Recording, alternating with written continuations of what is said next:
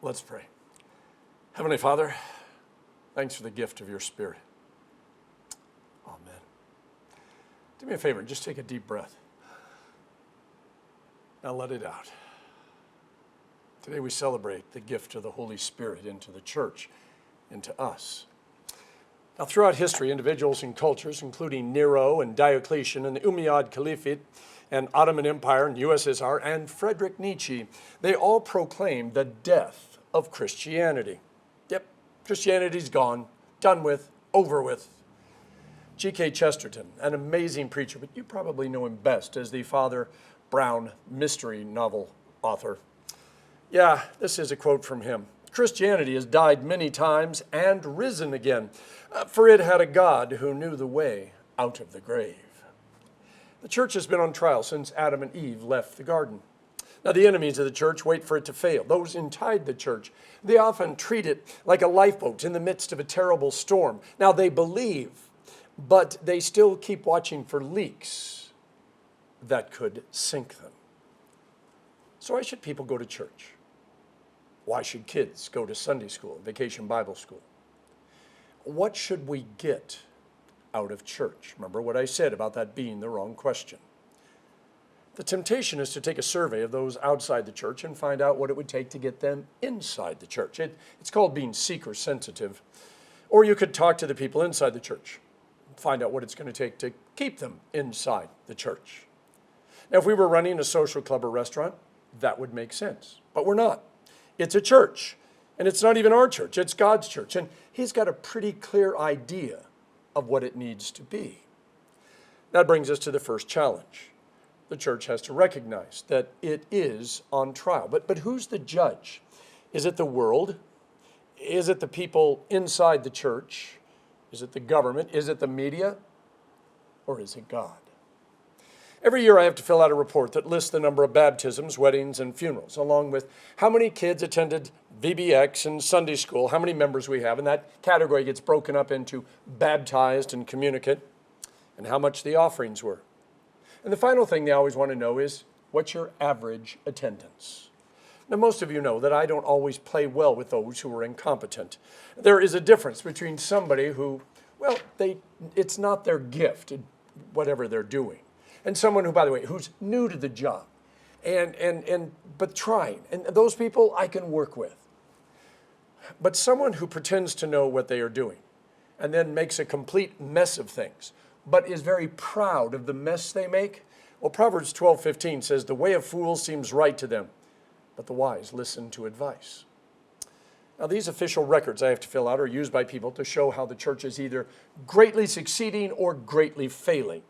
It ignores the actual health of the congregations, the church workers, and relies solely on how many members there are, what the Sunday attendance is, and how big or small the offering is. Now, while statistics are necessary, they are often misleading. Our Savior is a very fluid congregation, always has been. Once upon a time, we were an anomaly. The synod didn't know what to do with a church that up to 1/3 of the people got up and left every summer. Not just once in a while, but every summer. None of the workshops and conferences had an idea what to do with your leadership, your youth and children, and especially your finances, when you couldn't base next year on last year or the year before, which is what they always taught us. You see, our Savior is a testimony to God's grace and to your faithfulness. We do not have a right to exist. Now, I need to say that again. We do not have a right to exist. No congregation, denomination, or ministry does. When Jesus said, I will build my church and the gates of hell will not prevail against it, he wasn't talking about our Savior, Saddleback, Joel Osteen, or even Billy Graham. His church is the church of all time. It's not a building. It's not a denomination, a ministry. It's not even a prayer gathering in someone's home. The official terminology, the invisible church. Now, that doesn't mean it's a stealth church. And by the way, there are actually times when you can see it, especially when it is at its best. But only God knows who the members really are. See, in Matthew 7, Jesus warns that there are a lot of people who claim to be believers. They wear a cross, they carry a Bible, they even go to church. But they're not believers. Now, before you start worrying about that you might be one of them, you would know. You see, the question is, who sits on the throne of your heart? If you want to know if a church is healthy, it's not as easy as asking how many people in church on Sunday and how much money is in the bank and things like that.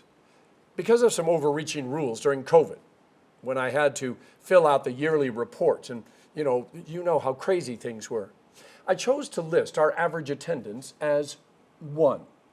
I was going to put 3, as in Father, Son, and Holy Spirit, but I thought somebody might actually believe that that was our real attendance, so I stuck with 1. 1 it is, and 1 it was, and 1 it will be for a while. When somebody asks, I just politely say, it's complicated. See, if the church has to decide what it's going to be, there are only 2 choices. God's church, which means he gets to decide what we do and how we do it and whether we're successful or not. Or our church, which means we're not even a church anymore. We're just a social club because there is no middle ground. The second challenge is translating all the words churches and believers use. And I'm not talking about the theological doctrines. I'm talking about the metaphors and similes and constructs that we use to separate our church from all the other churches. Social gospel, Pentecostal, liturgical, evangelical, Orthodox, pre-trib, post-trib. The list goes on and on and on. The reason we use the Apostles' and Nicene creeds, and once a year we use the Athanasian Creed, is because they are the historical biblical beliefs that define Christianity. Now, I know it was written by people, put together by people, but everything in those creeds comes out of the Scriptures. Now, there is a tremendous amount of freedom in the church, but there are also things that are clearly defined that we not only need to know what they are, but we need to follow them. Always understanding we're not going to be perfect and there's a need for forgiveness. See, there are several groups out there that call themselves Christian, even though they don't believe that Jesus is God. There are others out there who say, well, yeah, there's a Jesus, but he didn't die and rise again, but they call themselves Christian. There are others who, like the Sadducees, who don't believe in heaven. There are others who think everyone's going to be saved, including Satan and his demons. And a few who think the number of people in heaven will be exactly 144,000, no more and no less. And the strange thing I always look at is there's more than 144,000 people in those churches, which means, yeah, you get to look at your neighbor and say, yeah, he's not going. Now, if you grew up in a particular church, you know the lingo they use. Now, you may not understand the lingo, but you know enough to follow the leader. The problem is that more than one half of the U.S. today is either unchurched or dechurched. And that means that they were either never, ever part of a church, or they were part of a church and they've left the church. And they're very, very confused about what the church is, because the church is often more interested in protecting itself than it is living out the faith. And by the way, protecting itself, keeping its building going, making sure it has enough money. The church has not always made it easy for those who either want to come back or walk in the door for the first time. By the way, if you're listening to this and you didn't grow up in the church, thank you for navigating all the roadblocks and detours that the church so often puts in your way. And if you dropped out of church for a while and came back, thank you, because I know it's not easy. My son is currently walking across Spain right now, the Camino de Santiago. The cathedrals that he is posting pictures of are amazing, but many of them are also empty. See, once upon a time, the church was the greatest patron of arts, whether it was architecture or music or writing or art, but such things were supposed to be a response to God's love, a flowing of the emotions, the love, the mercy into something tangible. And it was just saying, you know what, God moved me so much, this is what I created. But so often we've turned these things into objects to worship, rather than seeing them as a means to worship God. What Peter and the disciples are trying to get across to us today isn't simple, because our sinful human nature keeps wanting to take these things that God created as good and turn them upside down. But let me take you to the book of Revelation. I'm hoping that might clear some things up when we talk about the church, which we often mean as a building or a denomination. In Holy Inspiration, St. John states that there is no temple, no church in heaven. If you thought you were going to be sitting in a pew for all eternity, singing hymns to organs, nope. Neither are you going to be listening to a preacher drone on and on for eternity. There is no church building, no organ, no preachers. To explain why there's no church, I need to take you to the book of Genesis, 8th chapter. This is where God tells Noah, come out of the ark, you and your wife and your sons and their wives. Bring out every kind of living creature that is with you, the birds, the animals, and all the creatures that move along the ground. Now, why would Noah come out of the ark? I mean, it was the only thing that kept them safe during the flood. How does he know it's not going to start raining again? And by the way, once he's out, what then? Unless there was no longer a need for the ark. Now, the church is a sad but necessary imitation of heaven. Do you understand that? The church, everything that the church is a sad but necessary imitation of heaven. This place and what happens here is a foretaste of what is to come. But because we're sinners, it can never, ever be even close to the real thing. At its most toxic, church is a place where we demand to be kept happy at all costs. It's the place where we try to control a sinful world from, where we come to make our last stand against God, where we demand that worship and theology conform to us, not God. At its most beautiful, church is where we learn we are loved and forgiven, that God created us with amazing gifts and enables us to love one another the way that He loves us.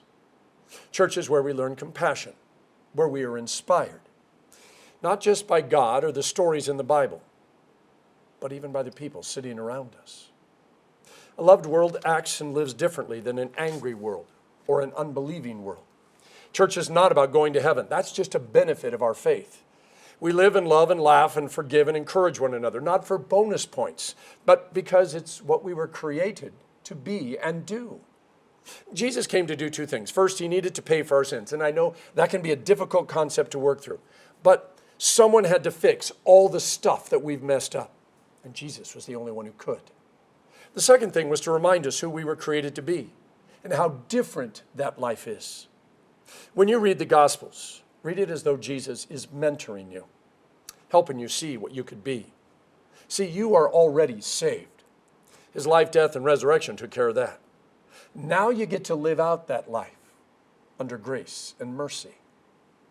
I love John 3:17. God didn't send His Son into the world to condemn the world, but to save the world through Him. The same can be said of the church. There are times when the church has to hold up a yield sign or a stop sign and say, stop. Where you're going and what you're doing, not good for you.